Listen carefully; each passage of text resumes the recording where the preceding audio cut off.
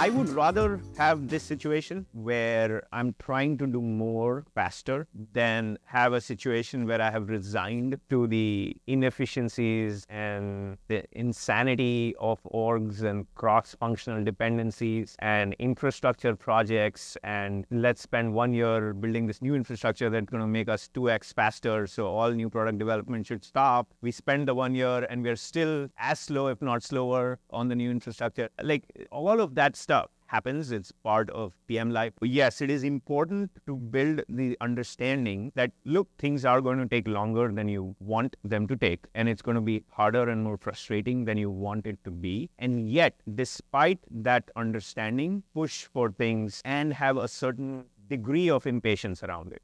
Because the other alternative, and this happens in large companies, we all sit in a room and we're like, yeah, so we need to change this checkbox and make it a radio button. And what do we say? 3 months? Let's just make it 4 months just to give us a buffer. I personally don't enjoy those environments. I would rather, on a more broader topic, this whole idea of under promise and over deliver, right? And some teams swear by it. I think it's an absolutely horrible approach for a team that wants to make a major impact. If you're optimizing for optics, it's great. But if you want to make a major impact, I would rather manage a team that over-promises and under-delivers sometimes.